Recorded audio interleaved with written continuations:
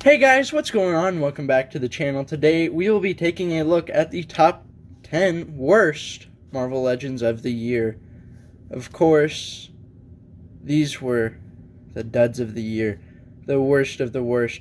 But good thing is, I only consider about 5 or 6 of these actually bad, which is pretty good given how much my collection has expanded this year that I could really only pull 5 or 6 figures I didn't like. No, I have them all off to the side here.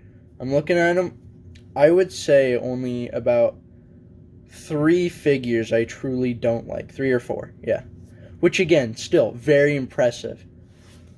But without further ado, before we get into it with actually a number 11 spot, because I just have to talk about this one, please hit the like and subscribe button. It really does help out the channel. We're getting very, very close to 100 subscribers. And with that out of the way, let's get right into it. Alright, so kicking it off at the number 11 spot, we have the Bonebreaker Wave Wolverine. Now, I know, before you click off the video, before you dislike it, hear me out. This figure is good, but mine is bad. And what I mean by this is, like, if I pick it up here, you can see there's a little paint smudge there. There's paint issues on the back, right there especially. Up here on the tips, and then there were some others. That just, like, the more you look at it, the worse it feels. You know? And it felt lazy at points, because it was obvious enough for my eye to catch it, and I don't catch much of them. Yeah, there's some more right there and there. So that's why it takes number 11, because it's not truly a bad figure. It's the paint apps on mine that are bad. And in our number 10 spot, we have Gorr the God Butcher. This is a figure I do like quite a bit. And just like Wolverine, it's a few gripes. But with this one, it wasn't just paint. For this, it was the fact there were no extra hands and his face. We only get just a calm Gorr. I would have preferred, getting a smiling one with his black teeth showing. Or even an angry one, just something other than doesn't look like he cares. He's killing the gods. I would think he would show expression. The fact his legs, and I get it, it would have been hard to give him a lot of movement, but still, it's just not the best. But the biggest gripe I had was no hood. No hood on this figure just kind of almost made me not get it.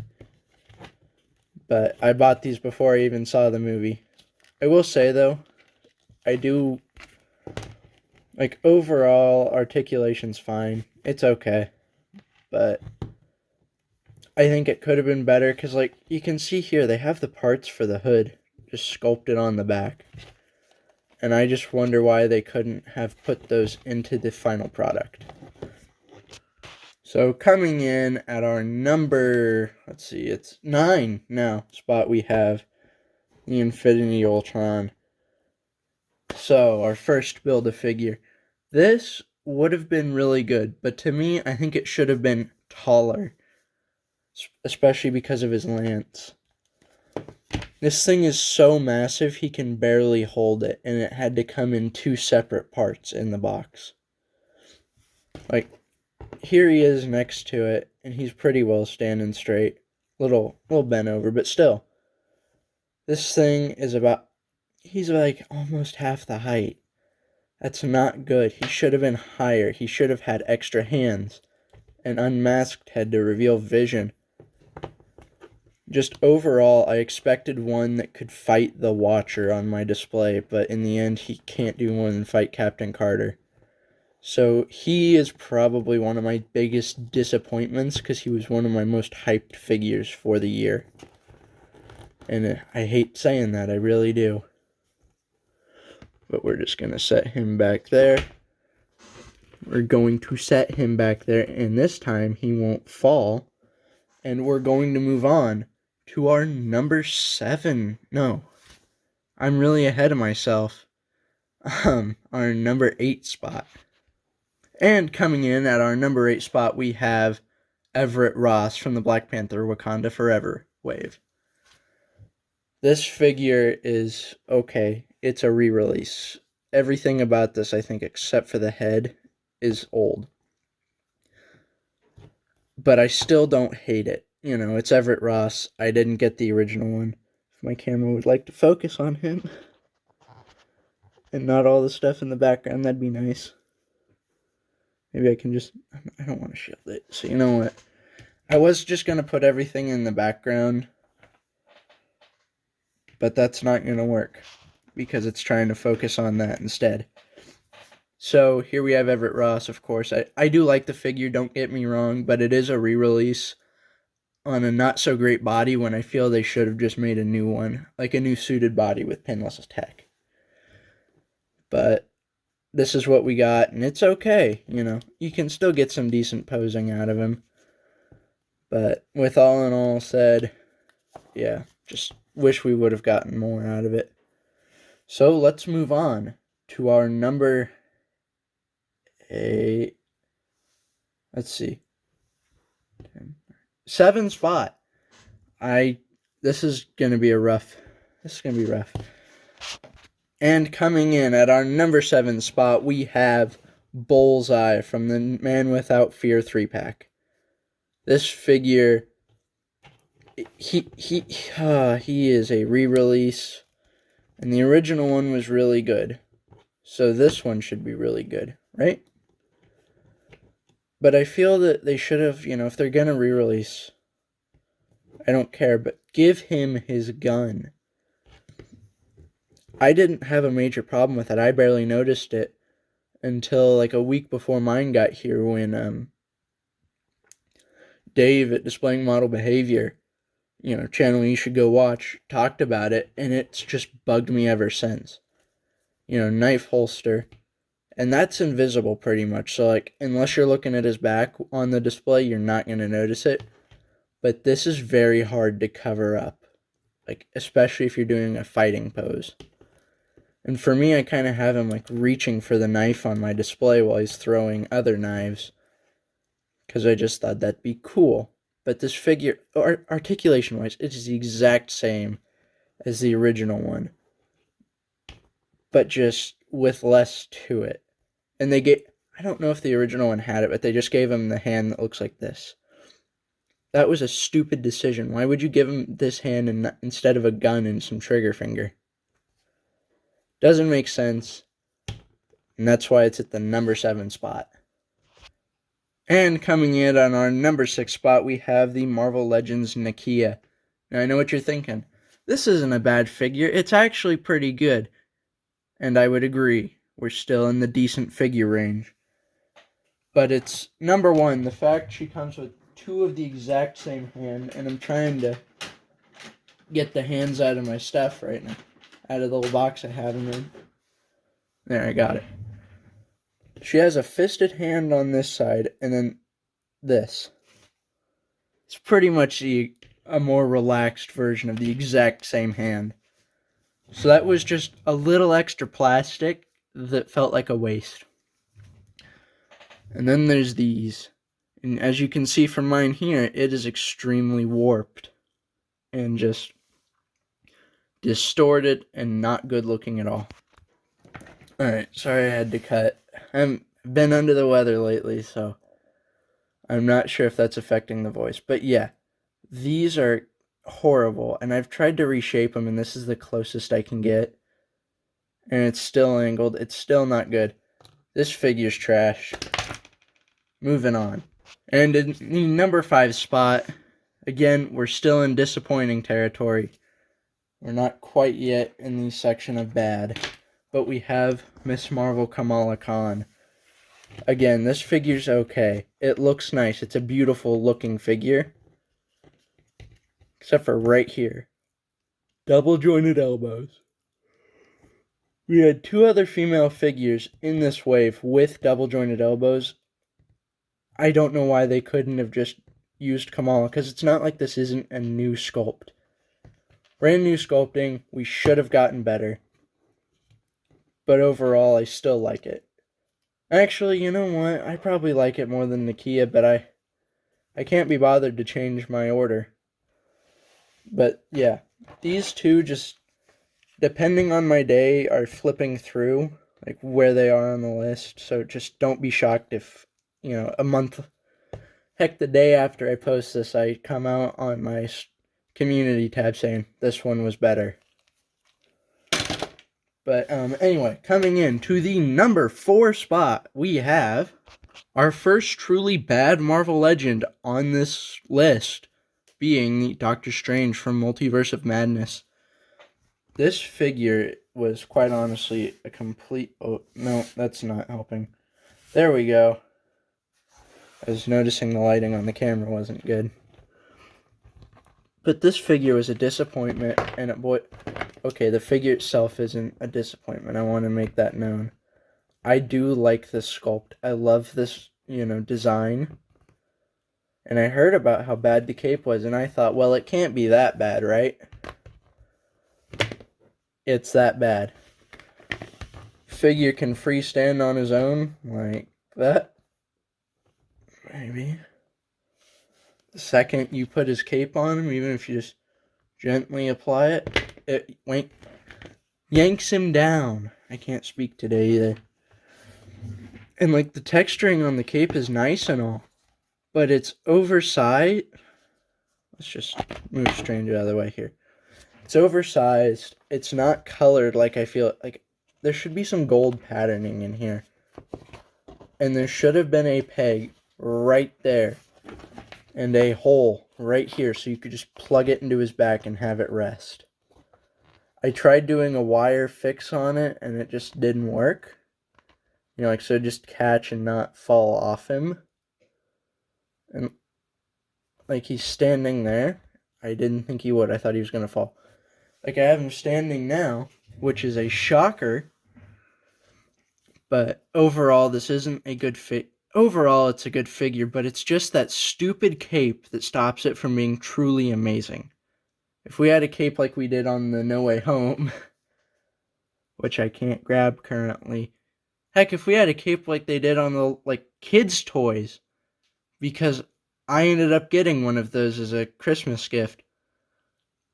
In fact, hold on a minute. I'm going to go get it and show how much better it was. Alright, so I found my No Way Home Strange here, right, from the little scale. This cape is so much better, and it's honestly sad. Figure itself, not as good. I'd say maybe better head sculpt, but that's not the point here. This cape is just as textured and detailed, but it's so much smaller, and I think that's what makes it work. And it looks closer to me in the movie. And I hadn't thought to do this beforehand, but look at how much nicer that is. Like, legitimately, look at how good that looks. You know what? This is what it'll look like on the shelf from now on. And yeah, it has no peg to it, but it's still better. Anyways, I've ranted long enough on this. Time for number 3. And in our number 3 spot, we have the Infinity War Groot. Thor Love and Thunder Groot. I mean, same thing, kind of, but not really. So this figure, I hate its articulation. It's all single jointed, and it just feels like it's gonna break. You can't move his arms above this point. You can't even get a T-pose out of it. The tree can't even look like a tree. His head is always in this forward state, and like if you don't have him looking like he's leaning over, like hunched, he looks fat because of it, or pregnant, whatever you want. He looks not right. Just overall, he feels too much like a twig and not like a tree. Because even in the movies, I felt he was thicker than this, I felt he was closer to a teenager in size than, a twig. So, with that said, it's better than these next 2 figures. But in the number 2 spot, it's still pretty close for contending. If we can just... Why is my camera not focusing very well today, I wonder? There we go. Yeah. Number 2 spot. These next 2 are really rough. So, in our number 2 spot, we have Korg. This figure is a mess. So, I guess let's start here at the legs. Number 1, this is the closest you can get his legs together. You can't have him stand like this, just like this. And, like, that bugs me so much because it just prevents him from looking extra tall. This would have been such a good figure. Extra hands, one that's not open, or, has the Ultron issue of can't hold his weapon. But at least here, his weapon is proper sized. But his hand is just so badly sculpted together. Honestly, I wish they would have went ahead and killed him off in Love and Thunder, so we wouldn't get any more crappy figures like this. Alright, and coming in at the number 1 spot, we have the worst figure of the year, one of the worst Marvel Legends ever made. We have Sharon Carter. This figure's a disappointment on so many levels. I'm moving my lamp. Let's get the light back over here. Alright, number 1, stick. Cool, this is the best part about the figure right here. The hands, I have both options displayed. You can either have her holding something or fisted. That's fine, right? But then we get here. New sculpt, single joint. The other two of the other females in the wave had double joint. And what you're thinking, oh, Miss Marvel also had single joint. Yes, but the rest of this figure's good.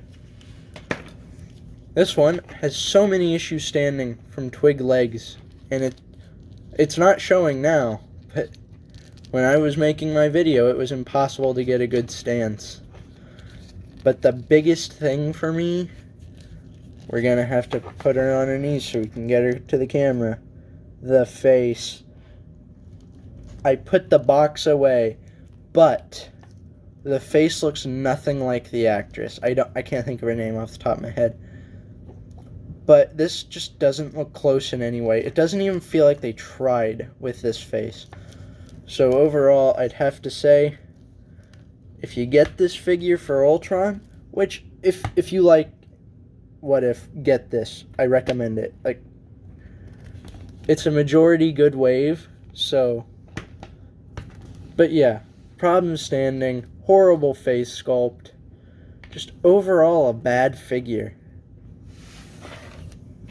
So, with that being said, here are my 11 worst figures of the year. Truthfully, I would like to make it 10, but paint apps on Wolvie over here were just so bad I couldn't let it slide. But with that being said, thank you for watching. Comment down below, what were your, worst figures of the year? Maybe you hate my list, maybe you completely agree with it, think I'm right. Which, of course, we all know I am. But, like, for instance, I love this figure. I can't remember if he made my top 15 or just honorable mentions. But he is great. I love this figure so much. All the articulation. Even if it is an old sculpt, I don't care. But a lot of people didn't like him. I'm seeing him on a lot of people's worst lists, which doesn't make sense to me personally, but hey. Everyone's different. Everyone has different opinions, and we respect that here. But with that being said, yeah, comment below. Tell me your top 10 worst Marvel Legends of the year. I will not be doing a worst figure of the year list because I mainly collect Legends and everything else I collect I generally like. Oh, wait a minute. I have my worst figure right over here. Yeah, my worst. Oh, I don't have space for him, I'm gonna bet.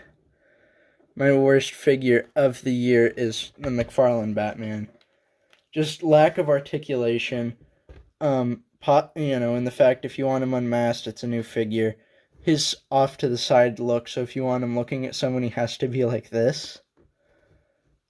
Yeah, like that. Which is stupid. But hey, I don't hate McFarlane. He made my best of the year list as well.